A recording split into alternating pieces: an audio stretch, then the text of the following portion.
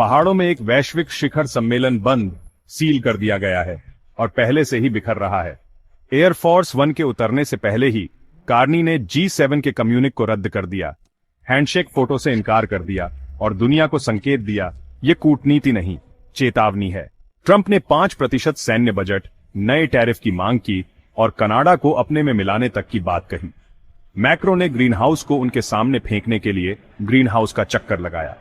Japan WTO के साथ file कर रहा है, मैक्सिको कानूनी ढालों के साथ आया और पर्दे के पीछे संयुक्त राज्य अमेरिका को पूरी वैश्विक अर्थव्यवस्था को अस्थिर करने के लिए दोषी ठहराया जा रहा है।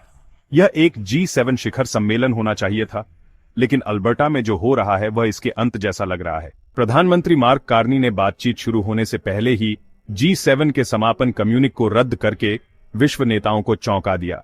ऐसा 1975 के बाद किसी मेजबान ने नहीं किया था।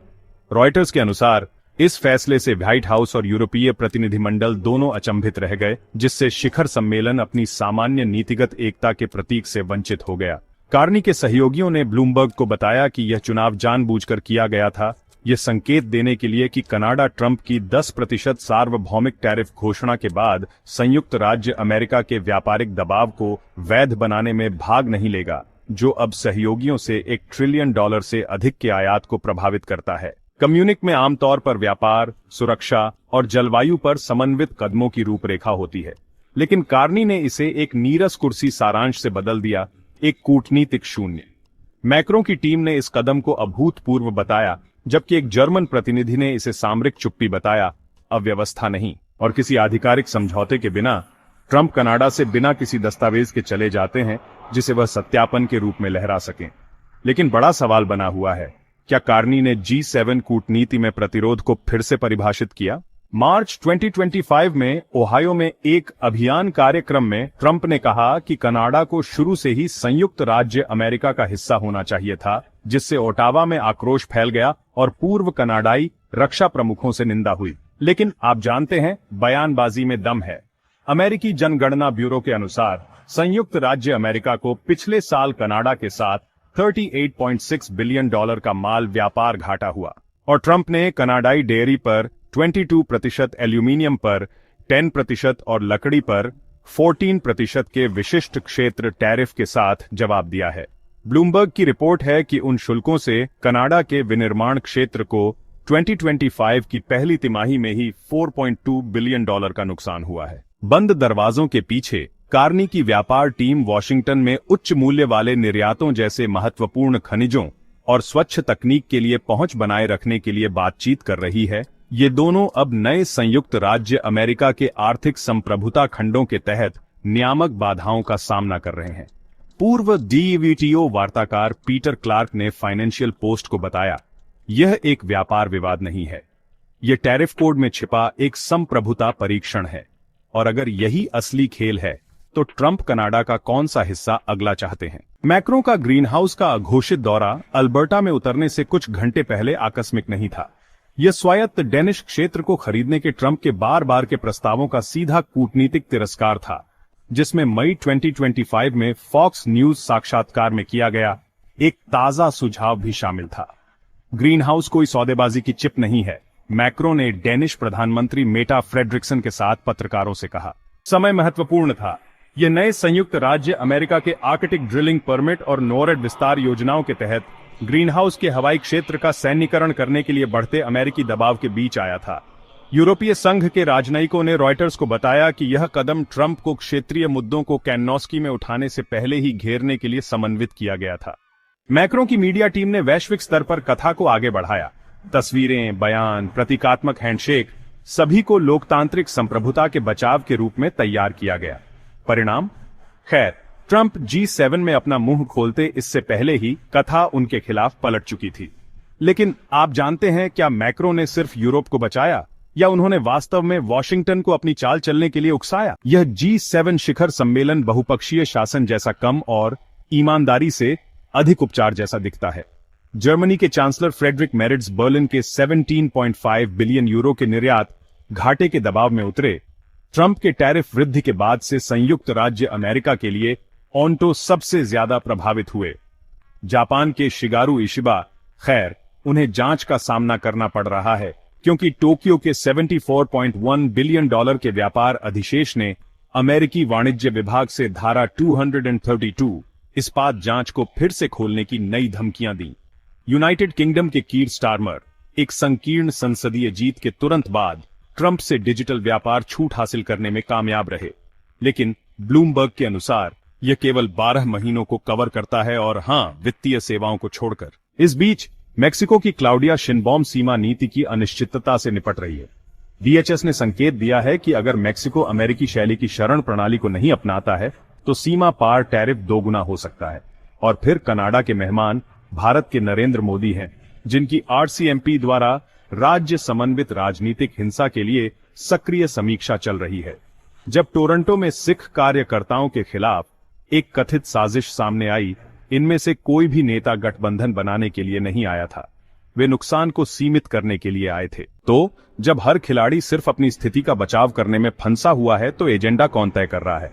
कार्नी के संयुक्त G7 बयान जारी करने से इनकार करने ने वास्तव में ट्रंप को एक समापन जीत की कथा से वंचित कर दिया। और वॉशिंगटन ने निश्चित रूप से ध्यान दिया।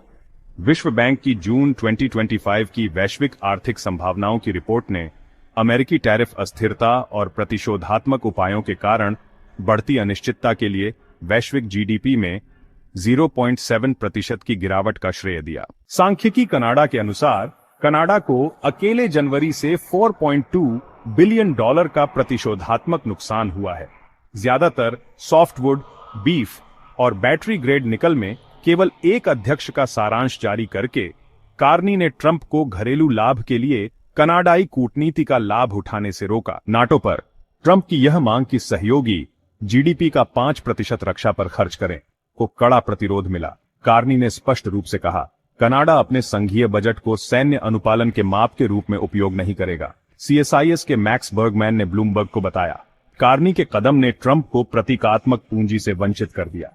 कोई प्रेस कॉन्फ्रेंस नहीं, कोई हस्ताक्षर नहीं, कोई दिखावा नहीं। एक शिखर सम्मेलन में जहां हर वाक्य को लाभ के लिए परखा जाता है, कार्नी ने केवल माइक्रोफोन को म्यूट नहीं किया, उन्होंने कमरे की रोशनी, फ्रेमिंग और अंतिम शॉट को नियंत्रित किया। कनाडाई रॉकीज को उनकी दूरदर्शिता के लिए चुना गया था, लेकिन अब वह अलगाव ईमानदारी से काफी सामरिक दिखता है। पहुंच मार्ग बंद कर दिए गए थे, प्रदर्शनकारियों को 50 मील से अधिक दूर धकेल दिया गया था और आरसीएमपी ने पूर्ण तालाबंदी लागू की थी। 2002 के G8 के बाद पहली बार, लेकिन यह सुरक्षा के बारे में नहीं है, यह नियंत्रण के बारे में है। नेताओं ने पाया कि कोई अंतिम दस्तावेज नहीं था, कोई संयुक्त बयान नहीं था और कोई एकीकृत संदेश नहीं था, बस एक शून्य। एपी के अनुसार ब्रिटेन को छोड़कर हर G7 राष्ट्र अब अमेरिकी टैरिफ का सामना कर रहा है। और आप जानते हैं, कई यूरोपीय संघ के अधिकारियों ने रॉयटर्स को बताया कि शिखर सम्मेलन को टकराव से बचने के लिए डिजाइन किया गया था, लेकिन इसके बजाय इसे बढ़ावा दे रहा है। फिर भी कार्नी की टीम घबराई नहीं है। एक वरिष्ठ अधिकारी ने ब्लूमबर्ग को बताया, जब आपने फ्रेम को डिजाइन किया है तो आपको सुर्खियों का पीछा करने की आवश्यकता नहीं है, और अगर यह चुप्पी जानबूझकर लगती है तो शायद ऐसा ही है। शिखर सम्मेलन के दृश्यमान घर्षण के नीचे एक शांत कंपन छिपा है।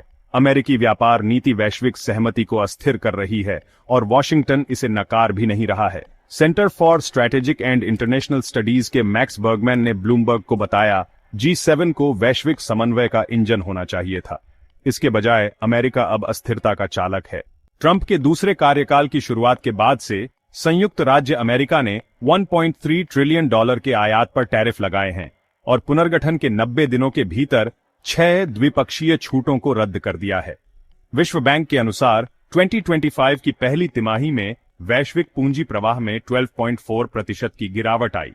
शुरुआती कोविड-19 के बाद से सबसे तेज तिमाही संकुचन अप्रत्याशित अमेरिकी व्यापार प्रतिशोध को एक शीर्ष कारण के रूप में उद्धृत करते हुए। लेकिन कनास्किस में ट्रंप संख्याओं का बचाव नहीं कर रहे हैं, वे उनसे बच रहे हैं।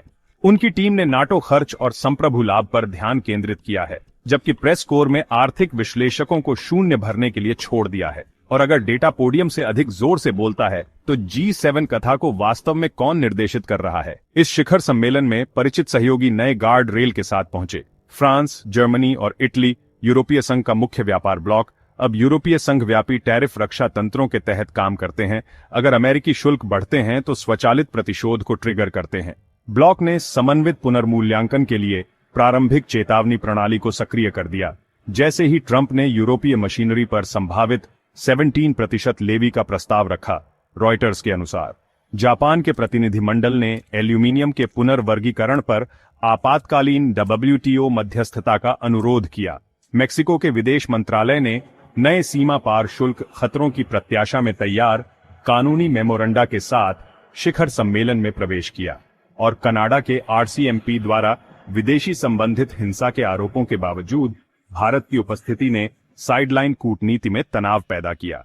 यह अब एक शिखर सम्मेलन नहीं है, यह समानांतर संकट प्रबंधन है, एक पूर्व कनाडाई G7 वार्ताकार ने दी ग्लोब एंड मेल को बताया। G7 का आधार आप जानते हैं बहुपक्षीय सहमति थी। अब यह राष्ट्र दर राष्ट्र संकट से बचाव है। प्रत्येक देश रक्षा खेल रहा है, अक्सर मेज के पार देश से। तो यह कूटनीति से नुकसान नियंत्रण में कब तक बदल जाएगा?